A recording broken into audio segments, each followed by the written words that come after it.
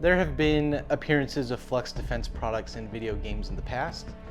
Most recently, I would say Call of Duty Modern Warfare 2 and 3 both have our Glock Flux brace as an attachment. A couple years before that, Battlefield 2042 had the Flux MP17, which was the precursor to the Raider.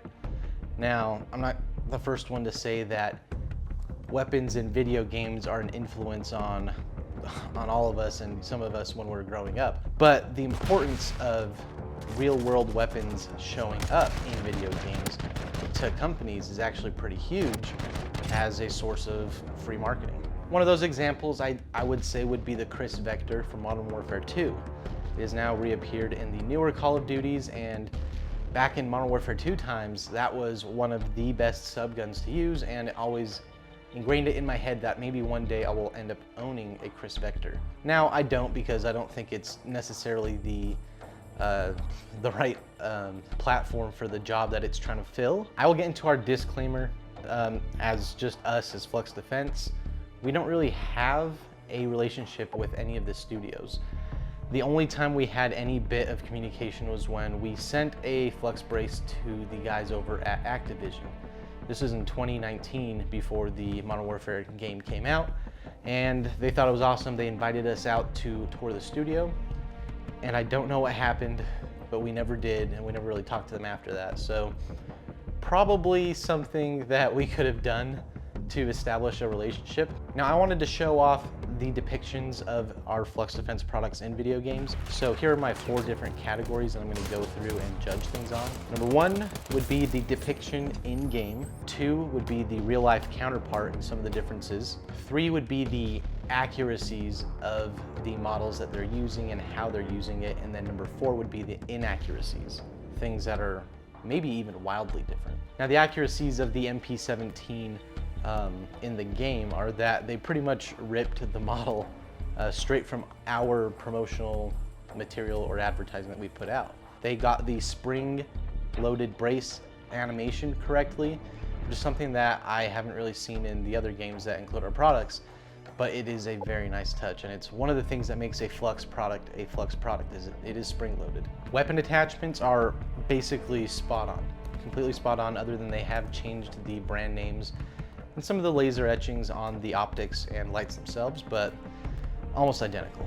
Now, I will get into the inaccuracies, because one of the biggest and probably the most frustrating inaccuracy of the MP17 in the game, or the MP28, is the capacity. The capacity for like the standard magazine is something like 10 rounds, which is ridiculous.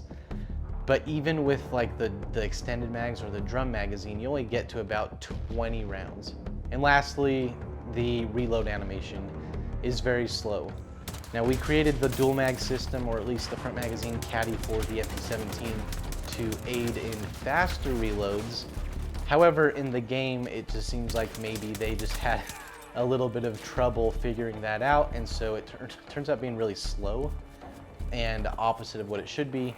So in the future, if our stuff ever gets shown in EA games ever again, invite us out. We would love to come and do the animation stuff ourselves, just so we can show you how fast it really can be. Overall, we're pleased with the MP28. It's included, but the MP17 is an old and rare weapon setup compared to the Raider. So game design is slightly behind times, and the MP17 was, I mean, most likely our newest product at the time it came out, and the time that EA and DICE were modeling for the game.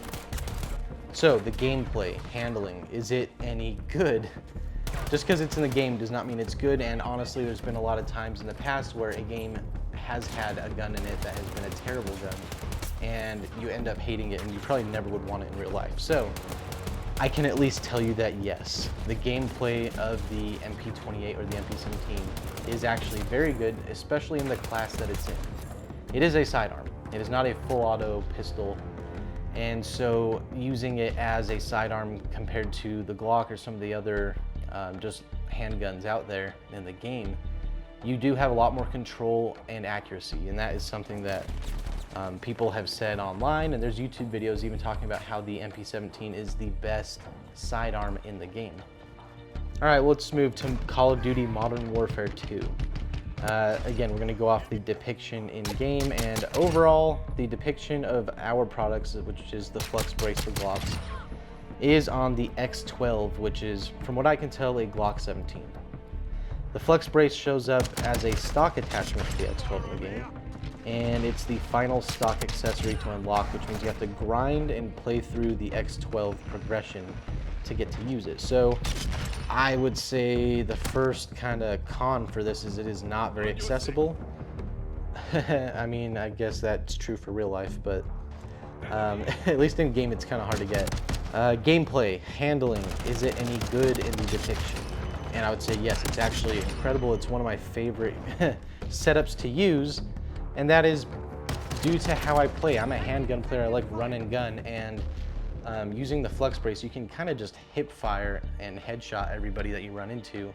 And because it's a handgun, typically damage is pretty high for headshots. So within 2, maybe 3 rounds, which you're able to pop off pretty quickly, it is a very good gun to use once you get used to the type of style of play that you would need when using this kind of weapon.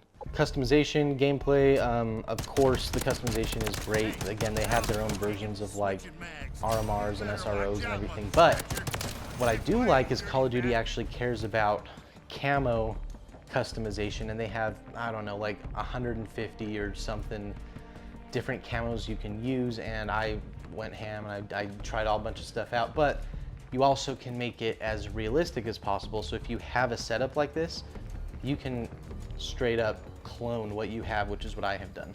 Okay, let's talk about the accuracies of this depiction. So the selection of weapon attachments is huge, which I've touched on earlier, meaning that you can most likely find the optic light slide or trigger that matches your real life setup. Usability in game, compared to the MP17 in Battlefield, the time to kill seems way more realistic. Just a couple of shots, whereas in Battlefield, the MP17 took like 6 or 7 rounds to put someone down. Okay, let's get to some of the inaccuracies of the depiction of the Glock brace in game. Although the weapon attachment selection is huge, those have been slightly altered to make it not the actual product. Well, the same thing happened to this one. It's not as true to life as the MP17 in Battlefield. They actually did kind of change it up a little bit and make it look like a 3D printed attachment that you can just put on your Glock. Change some of the geometry, change the color. Now, they did miss a great opportunity, and we are kind of mad that they didn't have it as an attachment for the X13 full auto Glock in Modern Warfare 2 and 3. This could have been so easy. Just make it an attachment for the X13, because I have shot a full auto Glock with the Flux brace on it, and it is awesome. Yeah, not as controllable, but it is better than just handheld. That being said, we're overall pleased with the Glock Flux brace as an addition in modern Call of Duty games. It is an effective weapon close up and at medium distance, but again, sad it is on the semi-auto Glock only in the game. Having our products show up in video games or movies is a dream, and it's something that everyone in the industry should be proud of. We don't doubt that it will appear in the future, as well as the Flux Defense brand becomes more well-known and ubiquitous. But the Raider X is our newest flagship product, and the customization and modularity of that system alone lends itself to being used in video games or on the big screen. There's just too much you can do with it. We invite gaming studios to use the Flux name and likeness of our products in future projects of theirs to retain authenticity, which goes a long way to gamers who pay attention. We would also love to consult on some of these weapons in game, as we do have some more of a knowledge about how at least our system works, but how a lot of other systems work out there. So again, that's an invitation to you gaming developers who are definitely watching this video. But that being said, let me know what you guys think down in the comments. What's the one gun that you would say that you were influenced to buy because of a video game? And maybe a gun that you wish to hope to own in the future, but still haven't been able to make it happen yet. What is that gun? Because that is, for me, it always was the like a Barrett 50 cal ever since Modern Warfare 2 in the past. I've just, you know, I know it's not realistic to run around and snipe people with it, but I do want it eventually. So maybe one day.